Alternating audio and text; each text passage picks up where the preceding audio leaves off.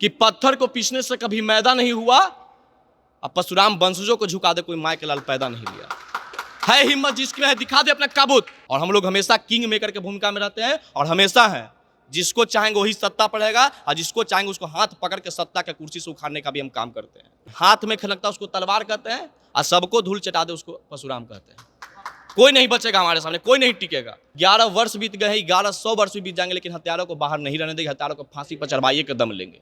हम लोग शास्त्र का भी ज्ञान रखते हैं तो शस्त्र का भी ज्ञान रखते हैं और हमको किसी का जरूरत नहीं हमको रक्षा के लिए। जब हमारे माताओं बहनों किसान मजदूर हमारे भाइयों पर जब खतरा आएगा तो मैं अपने रक्षा का जिम्मा खुद अपने हाथों से उठा लेंगे। उस समय सर पे कफन बांध के अगर कोई बेटा पैदा लिया था जो किसानों नौजवानों के माताओं बहनों की रक्षा के लिए, तो वो खोपीरा आरा के लाल बड़मेश्वर मुखिया तो सर पे कफन बांध करके और साहब आदम मगध में खुला चैलेंज दिए कि 9 के बराबर 90 से लेंगे। लालू यादव का पैसा कितना रखा है वो सीबीआई को पता चल जाता है। मनीष सिसोदिया ने अपने पैसा को कहां छुपाया वो सीबीआई को पता चल जाता है। नरेंद्र मोदी की रैली में पटना गांधी मैदान में बम कौन चलाता है उसको सीबीआई पता लगा लेती है। सुशांत सिंह राजपूत की हत्या में कौन शामिल है उसका सीबीआई जांच पता लगा लेता है।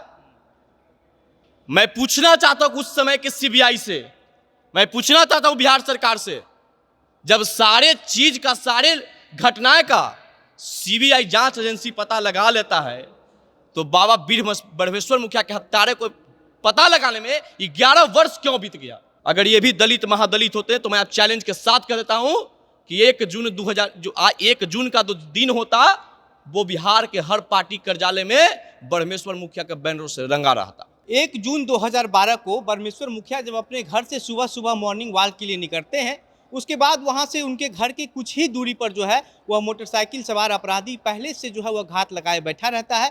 और जैसे ही बड़मेश्वर मुखिया जो है वह मॉर्निंग वॉक पे अपने घर से आगे निकलते हैं, उसके बाद उनके ऊपर जो है ताबड़तोड़ फायरिंग कर दी जाती है और उनकी मौत वहीं पर हो जाती है। लेकिन उसके बाद जो है वहाँ के लोग जो है वो विरोध करते हैं प्रशासन का। कई ऐसे नेता हैं जो उनके घर पर पहुँचने की कोशिश करते हैं, उनके परिजनों से मिलने की कोशिश करते हैं, लेकिन जो भीड़ होती है, जो उनके समर्थक होते हैं, वो लोग उनको वहाँ पर घुसने नहीं देते हैं। उसके बाद मामला सीबीआई को दिया जाता है। 11 साल से जाँच चल रही है। क्यों आपको ऐसा लगता है कि एक से एक मामला जो सुलझाया जा रहा है, लेकिन बड़मेश्वर मुखिया का अभी तक हत्यारा पता नहीं चल पाया कि कौन है? गिरफ्तारी की तो दूर की बात है। आज 1 जून हम लोग के लिए काला दिन है, बिहार के किसानों के लिए काला दिन है, हमारे समाज के लिए काला दिन है। और आज के दिन हम अपने वीर बड़मेश्वर मुखिया जी के आज सच्ची श्रद्धांजलि के लिए मैं उन्हें सशक्त नमन एवं भावपूर्ण श्रद्धांजलि अर्पित करता हूं। और कहीं ना कहीं हमारे जहन से यह सवाल खड़ा होता है बिहार सरकार से, हमारे समाज से यह सवाल खड़ा होता है बिहार सरकार से, हमारे बिहार के किसानों के एक सवाल खड़ा होता है बिहार सरकार से, लालू यादव का पैसा कितना रखा है वो सीबीआई को पता चल जाता है। मनीष सिसोदिया ने अपने पैसा को कहां छुपाया वो सीबीआई को पता चल जाता है। नरेंद्र मोदी की रैली में पटना गांधी मैदान में बम कौन चलाता है उसको सीबीआई पता लगा लेती है। सुशांत सिंह राजपूत की हत्या में कौन शामिल है उसका सीबीआई जांच पता लगा लेता है। मैं पूछना चाहता हूं उस समय के सीबीआई से, मैं पूछना चाहता हूं बिहार सरकार से, जब सारे चीज का सारे घटनाएं का सीबीआई जांच एजेंसी पता लगा लेता है तो बाबा बड़मेश्वर मुखिया के हत्यारे को पता लगाने में 11 वर्ष क्यों बीत गया। अब तक उनके हत्या करने वाला अब तक क्यों नहीं पकड़ा गया? क्या हत्यारा आकाश में उड़ गया? क्या हत्यारा जमीन के अंदर समा गया?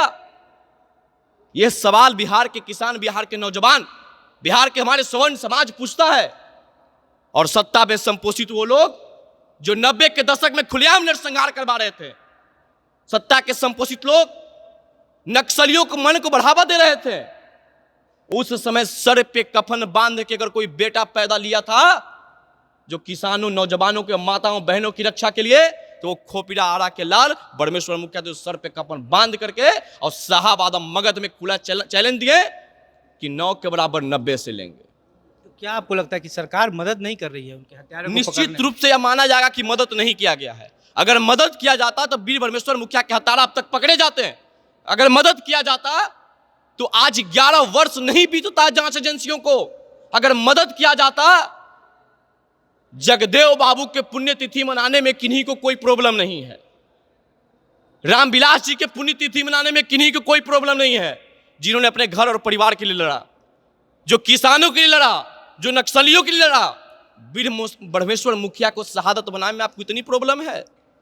इसलिए ना प्रॉब्लम है कि भूमियार घर में पैदा लिए, इसलिए ना प्रॉब्लम आपको परशुराम वंशज थे।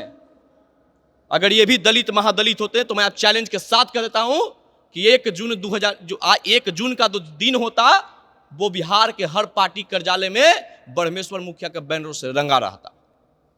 मैं पूछना चाहता हूं अपने समाज के उन नेताओं से, हमारे समाज में 2 तरह के लोग हैं, शुरू से हैं। एक स्वार्थी है तो एक कट्टर है। कट्टर लोग लड़ते हैं, स्वार्थी लोग भागते हैं। तो आज भी स्वार्थी लोग बैठे हुए हैं, जो हर लोग अपना अपना समाज का ठेका ले लेके, और हमारा समाज का जिंदगी क्या है इन लोग को पता नहीं है। अब बहुत लोग इन लोग के चलते चाहता है कि भूमियार समाज, ब्राह्मण समाज, परशुराम वंशजों को आवाज दबा दे। तो मैं उनको खुले चैलेंज देता हूं कि पत्थर को पीसने से कभी मैदा नहीं हुआ, अब परशुराम वंशजों को झुका दे कोई माय के लाल पैदा नहीं लिया। है हिम्मत जिसमें है दिखा दे अपना काबूत। आज भी वो दिन है, आज भी हम लोग को लड़ने का आवश्यकता आ गया है।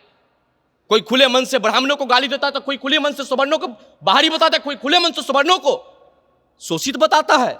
अरे तुम लोग को शोषण कर रहा है, पता होना चाहिए। दलितों के लिए हम लोग को अफवाह फैला करके दलितों से लड़वाया जा रहा है। दलित भाई को समझना चाहिए। आपके चैनल के माध्यम से दलित भाई से अपील करना चाहते हैं, सवर्ण समाज तुम्हारा कभी शोषक नहीं रहा, हम लोग हमेशा पोषक तुम्हारे रहे हैं। और शोषक तुम्हारे वही लोग हैं जिसको आज तुम पोषक मान रहे हो। वर्षों से शोषण तुमको लोग याद। 1999 की वो घटना आज भी हमको याद है, 18 मार्च वाली, जब सेनारी में 34 भूमियार भाइयों का निर्मम तरीके से हत्या कर दिया गया था। उस समय बिहार की सत्ता पे बैठी राबड़ी देवी कड़े लहजे में विधानसभा के अंदर कहती थी कि मैं वहां क्यों जाऊं, वहां मरने वाले मेरे समाज बिरादरी के नहीं है। आज नहीं समाज मेरा भूल गया है। और इस समाज का वो ताकत एकता था कि 1999 के बाद उनको बेटा तेजस्वी यादव को मोकामा में और यही पटना के बाबू सभागार में आके घिघड़ी काटने पड़ गया था कि हम मुख्यमंत्री तब बनेंगे जब आपका समाज हमको सपोर्ट करेगा। ये ताकत हमारे अंदर है और हम लोग हमेशा किंग मेकर के भूमिका में रहते हैं और हमेशा हैं।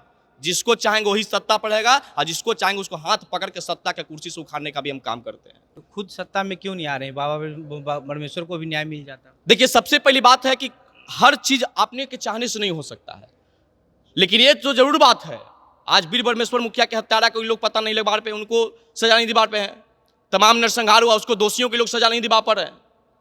24-25 नजदीक में है और आज हर पार्टी के देख लीजिए, प्रदेश अध्यक्ष से लेकर राष्ट्रीय अध्यक्ष या पार्टी के वर्कर को भूमियार ब्राह्मण चुन चुन के बनाना पड़ रहा है, क्योंकि उनको याद है 14 और 20 वाला कहानी। एक बार आओ कह देते हैं, हाथ में खनकता उसको तलवार कहते हैं और सबको धूल चटा दे उसको परशुराम कहते हैं। कोई नहीं बचेगा हमारे सामने, कोई नहीं टिकेगा। क्या लगता है आपको न्याय मिल भी पाएगा कि नहीं? 11 साल बीत गए, उम्मीद नहीं है। लेकिन मैं आपको जरूर कहता हूं कि हमारे उन नेताओं से उम्मीद नहीं है जो चुनाव के बाद, चुनाव के समय अपने आप को समाज का नेता बताते हैं और चुनाव के बाद पार्टी के नेता बताते हैं। उन लोगों से हमारी उम्मीद नहीं है, लेकिन हमारे अपने आत्म मनोबल से हमको उम्मीद है कि 11 वर्ष बीत गए, 1100 वर्ष भी बीत जाएंगे, लेकिन हत्यारों को बाहर नहीं रहने देंगे, हत्यारों को फांसी पर चढ़वाइए के दम लेंगे। अच्छा, राजपूत ब्राह्मण के अलावा जितना भी स्वर्ण समाज है सब एकजुट हो गया कि ब्रह्मेश्वर मुखिया को न्याय दिलाया जाए, लेकिन उसके बावजूद, एकजुट होने के बावजूद भी नहीं दिलवा। देखिए, सवर्ण समाज एकता की बात हम बता देते हैं। हाथ में दिखे तलवार तो समझ लेना कि महाराणा प्रताप का वंशज है, हाथ में दिखे फरसा तो समझ लेना कि परशुराम के वंशज है, और जब तलवार के बाद दिख जाए कलम और किताब तो समझ लीजिए कि लाला का वंशज है। तो ये समझ लीजिए हमारे समाज की ताकत है। हम लोग शास्त्र का भी ज्ञान रखते हैं तो शस्त्र का भी ज्ञान रखते हैं, और हमको किसी का जरूरत नहीं है हमको रक्षा के लिए। जब हमारे माताओं, बहनों, किसान, मजदूर, हमारे भाइयों पर जब खतरा आएगा तो मैं अपने रक्षा का जिम्मा खुद अपने हाथों से उठा लें। अच्छा, तो अब क्या आगे क्या करने वाले हैं? न्याय, जैसे शहादत दिवस तो आप लोग मना रहे हैं हर साल, लेकिन न्याय कैसे मिलेगा, इस पर क्या बात कर रहे हैं? हम सरकार से हम मांग कर रहे हैं कि 11 वर्ष आपने जांच करते करते बिता दिया, लेकिन अब आपसे यही जल्दीबाजी में आप फैसला सुनाइए, जल्दीबाजी में आपका जांच एजेंसी काम करे, नहीं तो 24 और 25 में जब तक आप यह जवाब नहीं दे पाइएगा कि वीर ब्रह्मेश्वर मुखिया के हत्यारा कौन था, वीर ब्रह्मेश्वर मुखिया के हत्या करने वाले कहां चला गया और वीर ब्रह्मेश्वर मुखिया के हत्या के पीछे किसने साजिश रचा, जब तक इसका आप जवाब नहीं दे दीजिएगा तब तक हमको यह उम्मीद है हमारे समाज से कि आपको ईवीएम वोट देने से पहले यह सवाल का जवाब लेगा तब भी वोट देगा। आप लोग कहते हैं कि ब्रह्मेश्वर मुखिया जो थे वो हर समाज के नेतृत्व करते थे, हर समाज के लोगों को अपना मानते थे, लेकिन कुछ लोग ऐसा आरोप लगाते हैं कि ब्रह्मेश्वर मुखिया जो थे वो सिर्फ अपनी जाति के नेता थे। नक्सल से लड़ रहे थे ब्रह्मेश्वर मुखिया, ना कि किसी जाति से लड़ रहे थे। और नक्सल का जब गोली चला था, नक्सल का जब तलवार चला था, तो वो जाति देखकर मुड़ी नहीं काटा। उसमें कई दलितों भाई को भी शोषित किया गया, कई दलित भाई के जमीन पर कब्जा कर लिया गया, कई दलित भाई के घर लूट लिया गया। तो वीर बरमेश्वर मुखिया किसानों के लिए लड़े थे। लेकिन ये जो शहादत दिवस में कहाँ दलित कहाँ आया? आए तो आज 5 मांझी भाई को, हमारे दलित भाइयों को मंच से सम्मानित किया गया, गर्व की बात होनी चाहिए। और लोग ने दिग्भ्रमित किया है कि वीर बरमेश्वर मुखिया अपने समाज का नेतृत्व किए थे। ये लोगों को दिग्भ्रमित करके इनकी इनका जो बढ़ता वर्चस्व था उसको कमाने का प्रयास किया गया था उस समय। आपको पता है जिस समय वीर बरमेश्वर मुखिया की हत्या हुआ उसके बाद जो सब यात्रा निकली, पटना के सारे सड़क जाम हो गए। तो उसमें सिर्फ हमारे ही समाज के लोग नहीं थे, वैसे भी कई समाज, कई जात के किसान मजदूर थे जिनका जमीन कब्जे से वीर बरमेश्वर मुखिया ने कब्जा से छुड़वाया था। तो हर जात जमात के लिए वीर बरमेश्वर मुखिया लड़े थे और हमारा समाज शुरू से सबके लिए लड़ा है। श्री कृष्ण बाबू के इतिहास को याद कर लीजिए। जब देवघर के मंदिर में दलितों का प्रवेश वर्जित था तो हमारे समाज से पुरोधा श्री बाबू ने जाकर के दलितों को प्रवेश करवाकर बंदिश को तोड़ दिए थे, जमींदारी प्रथा का खत्म किए थे। तो हमारा तो समाज शुरुआत दौर से सबको लेके चलने का काम करता है। आज का स्थिति देख लीजिए कि एक दूसरे को लड़वा करके हमारे समाज को कमजोर करने का प्रयास किया जा रहा है। तो हम तो भाई से अपील करना चाहते हैं, भाई हमें भी कुछ दिन पहले हमने किसी के खिलाफ वीडियो बनाया तो हमको दलित विरोधी बता दिया, यादव विरोधी बता दिया गया। हमने कभी अम्बेडकरवादी का खिलाफ नहीं किया, हमने कभी दलितवादी का खिलाफ नहीं किया, हमने कभी यदुवंशियों का खिलाफ नहीं किया। हमने खिलाफ किया उन नालायकों का खिलाफ किया जो अपने समाज की बात ना करके हमारी समाज की गलत बातों का उत्तेजना से बोलते थे। हमने उनका खिलाफ किया और तब तक करते रहूंगा जब तक उनके मुंह पर टेप नहीं सड़ जाता, तब तक हम खिलाफ करते रहूंगा। तो आपके खिलाफ करने से कोई बोलना बंद कर देगा? निश्चित कर देगा। क्यों करेगा ना? मैं तुमको गाली नहीं दूंगा, हम तुम्हारे समाज को नीचा दिखाने का प्रयास नहीं करूंगा तो तुम हमको दिखाओगे। कोई माँ के लाल पैदा नहीं लिया ना जो यहाँ हमारे समाज को निकाल, हमारे समाज के खिलाफ बोल के अपना राजनीति चमका लेगा। अब चलने वाला नहीं है। हमने कई वर्षों से चुप रहा। जब शेर चुप रहता है तो उसकी ताकत नहीं कम जाती है। उंगली करोगे तो तुमको याद दिला देगा कि शेर की ताकत क्या होता है। ठीक है, हमारे साथ पुरुषोत्तम थे। पुरुषोत्तम ने क्या कुछ अपना राय रखा ये आपने सुना, लेकिन इनका यही कहना है कि सरकार जो है वो अभी भी नहीं चाहती है कि बाबा बरमेश्वर का जो हत्यारा था उसको पकड़ा जाए और बरमेश्वर मुखिया जी को जो है वह न्याय मिले। लेकिन अब जो है वह स्वर्ण समाज के जितना लोग हैं, जितने भी जाति हैं, वो सब एकजुट हो गया है और बाबा बरमेश्वर को न्याय दिलवाने के लिए जो आगे भी जो लड़ाई लड़नी पड़ेगी वो लड़ने को तैयार है। बाकी आपकी क्या प्रतिक्रिया है, अपनी बातें कमेंट बॉक्स में लिखकर बताइए। आप द बिहार प्रोजेक्ट उठ रहे थे। बहुत बहुत धन्यवाद।